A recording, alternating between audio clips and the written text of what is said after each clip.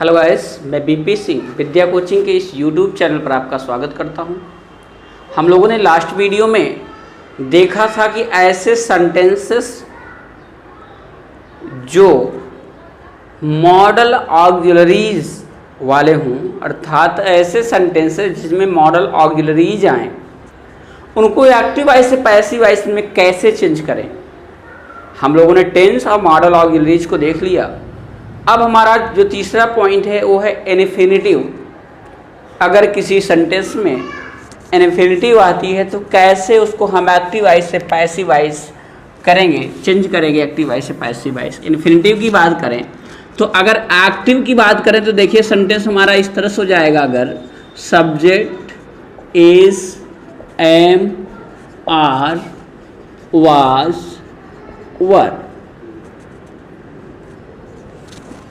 Subject आ जाए, is, am, are, was, were आ जाए, इसके बाद टू आकर के वर्ब की फर्स्ट फॉर्म आ जाए और यहाँ ऑब्जेक्ट अदर वर्ब। इस तरह का अगर सेंटेंस आ जाए, सब्जेक्ट एज, एम, आर हो, एज, एम, आर के जस्ट बाद टू आए और वर्ब की फर्स्ट फॉर्म आएगी। जाहिर सी बात है, जब टू आएगा तो वर्ब की फर्स्ट फॉर्म आएगी। इसको हम क्या बोलते हैं? इन्फिनिटिव बोलते हैं। अब इस तरह के सेंटेंसेस को अगर आप पैसिव में चेंज करने की बात करेंगे, पैसिव में चेंज करेंगे, पैसिव में चेंज करने के लिए आपको करना क्या पड़ेगा? उस ऑब्जेक्ट को आप बना देंगे सब्जेक्ट, है ना, और एस, एस, एम, आर को रखेंगे। हाँ, यहाँ केयर इतना करना है कि जो according to your new subject, object जो हमारा सब्जेक्ट बना उसके according helping verb is, am, are का यूज करेंगे, ना कि यहाँ जो हमारी एज, एम, आर आएगी, वर्ब आएगी, वो पुराने सब्जेक्ट के अकॉर्डिंग नहीं आकर के अकॉर्डिंग टू न्यू सब्जेक्ट आएगी, है ना। इसके बाद टू लगा करके यहाँ बी लगा देंगे और वर्ब की तीसरी अवस्था कर देंगे, वर्ब की थर्ड फॉर्म। इसके बाद बाई लगा करके इस सब्जेक्ट को लगा देंगे सब्जेक्ट एज ए ऑब्जेक्ट और अदर वर्ड्स को रख देंगे। ये सेंटेंस हमारा क्या हो जाएगा? पैसिव वॉइस में हो जाएगा। एग्जाम्पल देख लेते, जैसे कर दिया जाए, I am to sing a song. कह दिया जाए कि मुझे एक गीत गाना है, I am to sing a song, मुझे एक गीत गाना है, ये एक्टिव वॉइस में है। अगर हम इसको पैसिव में चेंज करेंगे, पैसिव वॉइस में चेंज करेंगे तो क्या हो जाएगा? अ सॉन्ग टू बी संग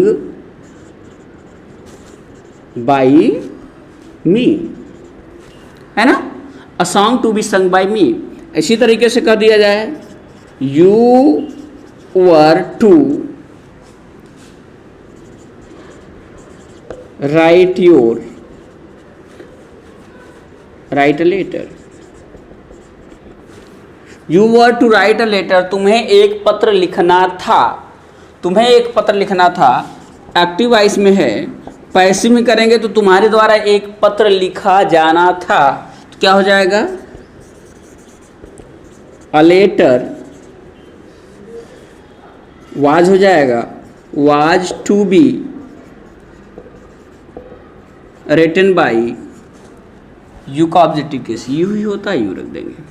अ letter was to be written by you. इस तरह से सेंटेंस अगर नेगेटिव है, इंट्रोगेटिव है, तो आप उसको चेंज कर लेंगे, है ना। अगर यही सेंटेंस एक और देख लेते हैं, जैसे कह दिया जाए कि Rohan is to learn a poem, Rohan is to learn a poem, Rohan को एक कविता याद करनी है। तो ये एक्टिव वॉइस में है, इसको हम पैसिव में चेंज करेंगे तो क्या हो जाएगा? अगर हम इसको निगेटिव बना देते हैं, इज नॉट कर दें यहाँ पे, is not, Rohan is not to learn a poem, तो क्या हो जाएगा? A poem is not to be learned by Rohan. तो इस तरह से हमने देखा कि अगर हमारा सेंटेंस इस तरह से आए, इन्फिनिटिव हो, एज, एम, आर के बाद टू आ जाए, तो कैसे हम सेंटेंस को एक्टिव वॉइस से पैसिव वॉइस में करेंगे। तो आइए रूल दूसरा देखते हैं।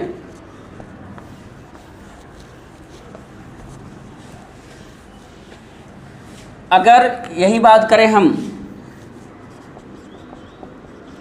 एक्टिव की, अगर इस तरह से आ जाए, subject is am are, sorry is am are तो हो गया, has, have, had, will have, shall have. अगर इस तरह से आ जाए, जैसे इज एम आर आ रहा था, अगर हैज़ हैव हैड आ जाए, विल शैल है, विल हैव शैल हैव आ जाए, है ना, और इसके बाद टू वर्ब की first form, object, other verb, ये आपका एक्टिव वॉइस में है। तो इसको भी पैसिव वॉइस में वही सेम चीज़ें होंगी जो हाँ इज एम आर के साथ हुई हैं। ऑब्जेक्ट को हम बना देंगे subject, object as a subject हो जाएगा। इसके बाद has, have, had, will have, shall have, है ना, विल हैव, शैल हैव। अब इसके बाद यहाँ टू लगा करके यहाँ आप लगा दोगे be, then third form of the verb by लगा करके सब्जेक्ट को हम बना देंगे object, subject as a object etcetera. इस तरह से हो जाएगा। एग्जाम्पल देख लेते हैं, जैसे कर दिया जाए, you had to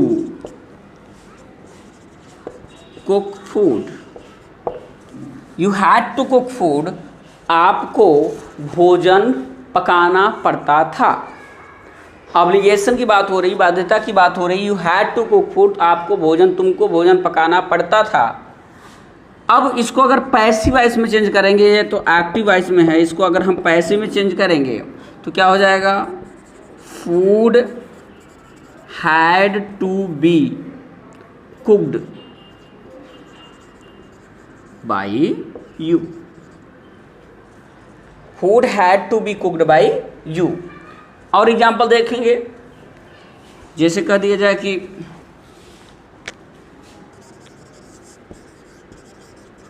my father will have to, my father will have to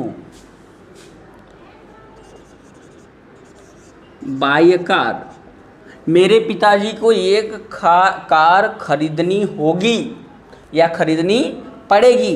तो क्या हो जाएगा, फ्यूचर की बात कर रहा है, पैसिव वॉइस में हो जाएगा, तो हो जाएगा a car will have to be bought by my father।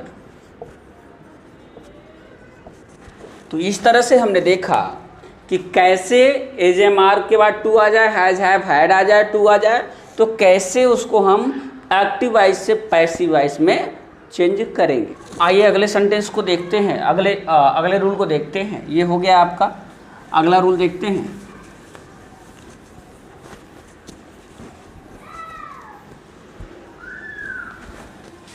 अगला रूल हो जाएगा, जैसे कह दिया जाए, इस तरह का सेंटेंस स्ट्रक्चर आ जाए एक्टिव वॉइस में, आपका इस तरह का स्ट्रक्चर आ जाए, it is time, it is time या इट वाज टाइम, दोनों आ सकता है। इट इज टाइम, इसके बाद टू हो, वर्ब की फर्स्ट फॉर्म हो और यहाँ कोई नाउन हो, इस तरह का एक्टिव वॉइस में आ जाए। इट इज टाइम या it was time, to verb की फर्स्ट फॉर्म नाउन। अगर इस तरह का सेंटेंस अगर आ जाए तो पैसिव में चेंज करने के लिए आप क्या करेंगे, आप क्या करेंगे, इट इज टाइम या इट वाज टाइम, जो भी है उसको रख देंगे। इसके बाद यहाँ आप फार का यूज करेंगे और इस नाउन को यहाँ रख देंगे, है ना। इट इज़ टाइम या वाज टाइम, जो भी है, इज वाज लगा देंगे। इसके बाद हम फार का यूज करेंगे, फार प्रीपोजिशन का यूज करके इस नाउन को यहाँ रख देंगे, है ना। और इसके बाद वर्ब, यहाँ पे जो टू है टू को रख देंगे, बी लगा देंगे और वर्ब की थर्ड फॉर्म कर देंगे।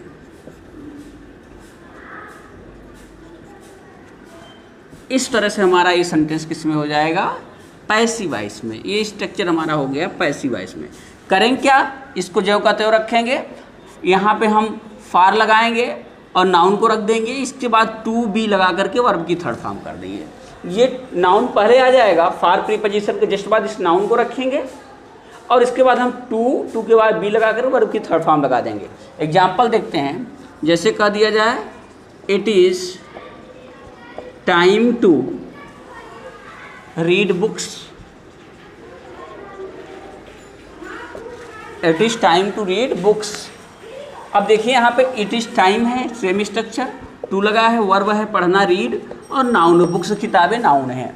अब ये एक्टिव वॉइस में है, इसको हमने कहा पैसिव वॉइस में चेंज करना है, तो क्या करेंगे आप, करेंगे इट इज़ टाइम फॉर, अब इस नाउन को यहाँ रखेंगे, बुक्स टू है, टू को रख देंगे, टू बी रीड, वर्ब की थर्ड फॉर्म हो गई। It is time for books to be read, it is time for books to be read. एक और एग्जाम्पल और देखते हैं, एक्टिव वॉइस में जैसे कह दिया जाए इट इज़ टाइम टू